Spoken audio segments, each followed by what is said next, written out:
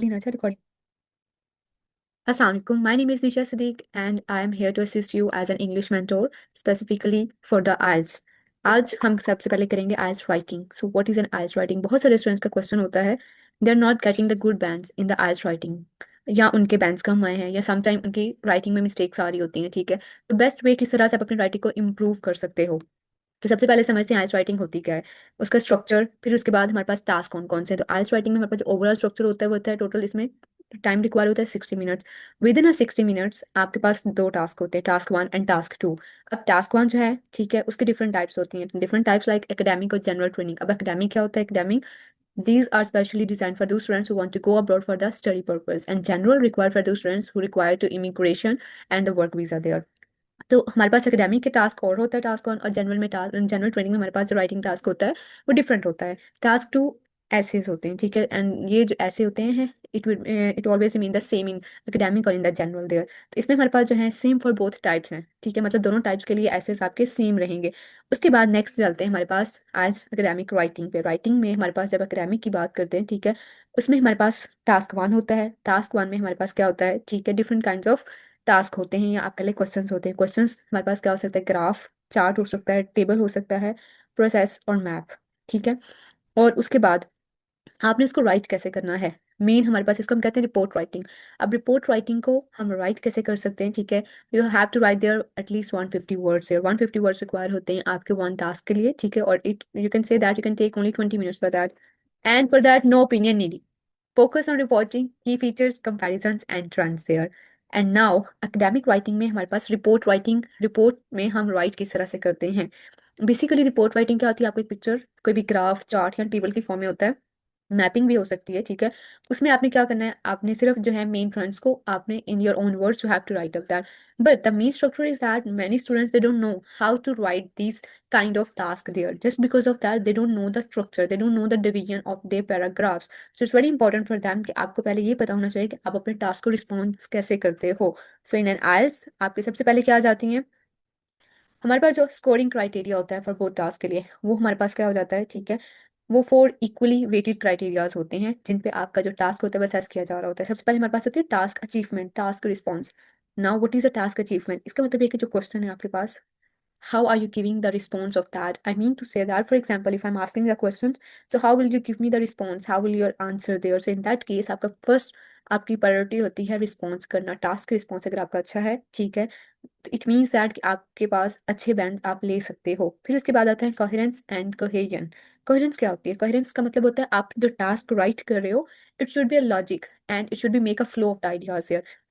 ऐसा नहीं होना चाहिए कि आप आइडियाज डिफरेंट कर रहे हो या आप जो अपना वर्ड्स राइट कर रहे हो वो logically, I mean it should make a sense between the ideas there. So this is a coherence and cohesion. Cohesion का मतलब होता है जब आप connectors like when you are using the structure of the grammatical connectors, punctuation, आपका जो grammatical structure होता है वो cohesion, and that is very important in an IELTS writing. बहुत सारे स्टूडेंट्स को लगता है कि आइल्स की राइटिंग में अगर हम ग्रामर मिस्टेक्स कर देंगे तो it would be a valid there, no, that is not acceptable here, because आपका आपका जो आपका जो टास्क होता है वो डिपेंड कर रहा होता है। And now the next is here lexical resources. Lexical resources होते क्या है बेसिकली, ये आपके होते हैं vocabulary. Vocabulary, what kind of vocabulary is that, that is the main question here. तो वोकैबलरी में हमारे पास सबसे पहले क्या आ जाती है, ठीक है, एक हमारे पास होती है बेसिक वोकैबलरी, एक स्टैंडर्ड लेवल पे होती है और एक होती है एडवांस लेवल पे। If you are a student on the average, ठीक है, आप अगर एक एवरेज स्टूडेंट है, in that case you can take a very simple and basic vocabulary. आप चाहे वोकैबलरी सिंपल रखें, बेसिक रखें, you can easily get the 6.5 or 6 band there, but the matter is that you should be know the idea of your task there, you should know how you can give the response, and if you will divide your paragraphs in an equal or in a simultaneous form, then you can get the good band here. So that is very important. Then the next is your grammatical range and accuracy. Grammatical range and accuracy, आप आपकी grammatical range होनी चाहिए, I mean कि आपके जो tense structures हैं, ठीक है, accuracy है आपकी वो correct होनी चाहिए। तो these are the basic criteria to access the task of the writing task in an IELTS essays or whether in the task one there, ये लेटर हो, ठीक है, एसेज हो, रिपोर्ट राइटिंग हो, क्राइटेरिया सब में सेम रहता है, it always mean the same here. Next we move on there. अब हम बात करते हैं आइल्स एकेडमी का टास्क वन। टास्क वन जिसे हम कहते हैं रिपोर्ट राइटिंग। रिपोर्ट राइटिंग हमारे पास होता क्या है? Report writing you can say that इसमें हम इन दिस लेसन में we are going to learn how to give a 9 band for IELTS academic writing task one. अब क्वेश्चन ये कि हम कैसे बैंड 9 ले सकते हैं, ठीक है। तो आपको पहले सीक्वेंस पता होना चाहिए कि आप किस तरह से अपने आइडियाज़ को बना सकते हो। आपका फर्स्ट जो होता है, जो क्वेश्चन होता है, ठीक है, आपने फर्स्ट पैराग्राफ बनाना होता है। First paragraph you should be right the words in a different way. You can say that you have to paraphrase or rephrase the question in your own words. जो आपका question होता है आप उसको paraphrase कर दोगे, एंड पैराफ्रेज करने के डिफरेंट मेथड्स होते हैं। Mostly students they have a different approach. जो आप कह लें बेसिक स्टूडेंट्स होते हैं, ठीक है, जिनकी रिक्वायरमेंट 6 होती है, 6.5 होती है, उनका उनके लिए बेसिकली ये होता है, ठीक है, वो उन्हें फील हो रहा था कि हम ग्रामेटिकल मिस्टेक्स कर सकते हैं या our ideas are not clear there, मतलब हम उसको पैराफ्रेज करेंगे तो वो चेंज या इस तरह से अच्छे वे में नहीं कर सकते।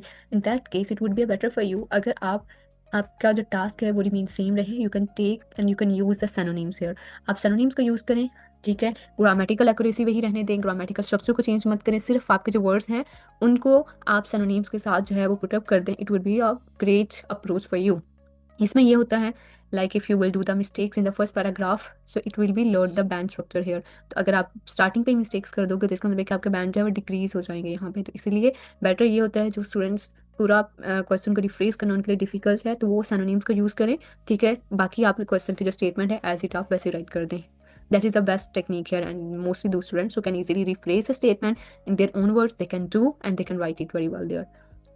Now the next is here general overview. अब आपका पैराग्राफ वन था इंट्रोडक्शन पे, paragraph two about the general overview. Now the question is that what is a general overview. और पर जनरल ओवरव्यू क्या होता है? इसका मतलब ये होता है कि अब आपके पास कोई भी टास्क है, आपको इस टास्क में क्या करना है, मेन ट्रेंड्स। और मेन ट्रेंड्स हमारे पास कौन से होते हैं? You can say that like if the report writing there, हमारे पास बार ग्राफ है, पाई चार्ट है, आपके पास परसेंटेज है, डिफरेंट रेशियोज हैं, तो आपने पॉइंट्स मेन ट्रेंड्स पे बनाने होते हैं, maximum, minimum and the constant there. आपके मेन ट्रेंड्स होते हैं कि मतलब कौन से कंट्री में सबसे ज़्यादा मैक्सिमम जो है वो परसेंटेज जा रही है, रेशियोज हो रही है, या वो किस तरह डिक्रीज हो रहा है उनका ग्राफ, ठीक है, किस तरह से वेरिएशंस आ रही हैं मेन ट्रेंड्स में। आप just you can write only these points here, there is no need to. और जनरल ट्रेंड्स में आपको परसेंटेज या कुछ भी राइट करने की जरूरत नहीं होती है। You can just give an simple and very clearly overview of that one. Next one is here specific features. You can say that that is the body paragraph. आपका जो body paragraph होता है टास्क वन का, उसमें आप right करोगे specific features को। specific features how you can write that? You have the one graph, you have the one picture. It could be in different way like pie chart, bar graph, processing diagram. अब आपने इसके specific features क्या write करने हैं? First of all, take the 1 minute, about 1 minute लें, think about that, what kind of structures and what kind of trends you can write here. उसके बाद specific features में आपको जो trends नज़र आ रहे हैं, ठीक है, आपने one by one you will explain it into a very simple in a basic way. That is here specific features here. और one thing is more that हमारे पास स्पेसिफिक फीचर्स में आप कंपैरिजन, बहुत सारे स्टूडेंट्स कोशिश करते हैं कि हम दो कंट्रीज़ का कंपैरिजन बना लें। कुछ स्टूडेंट्स के अप्रोच होते हैं कि हम जो है वन कंट्री के ट्रेंड्स को राइट कर दें। तो it's up to you that अगर आपको कंपैरिजन में I mean if you are feeling that कि comparison is difficult for you that so it would be better for you आप स्पेसिफिक फीचर्स में सिर्फ और सिर्फ जो आपको लग रहा है लाइक परसेंटेजेस हैं आप उनको एज इट इज़ राइट कर दें। Because examiner is not here to check the ideas, examiner is here to assess the task there. और टास्क को किस तरह असेस किया जाएगा? आपने टास्क को बहुत सिंपल एंड ईजी बनाना है that examiner can read it very easily. आप जितना उससे कंपैरिजन के साथ डिफिकल्ट करते जाओगे वो क्या होता जाएगा, आप मतलब आपके लिए या एग्जामिनर के लिए पढ़ना भी डिफिकल्ट हो जाएगा और आपको भी प्रॉब्लम्स आएंगी during your writing and in that time you can waste your time here.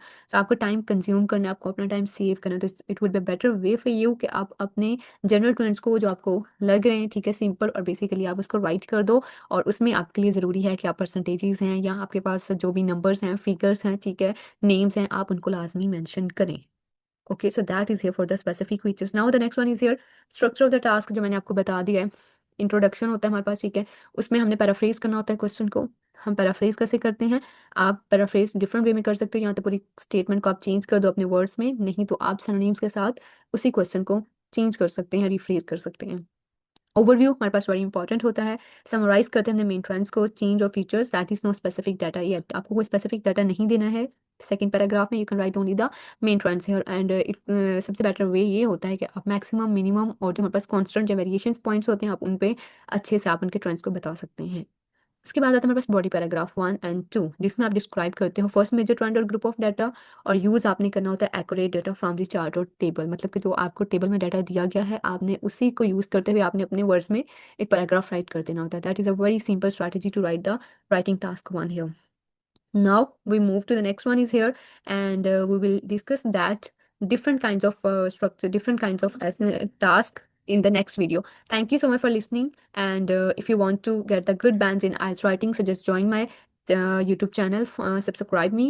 Thank you so much for your time. Allah Hafiz. Take care.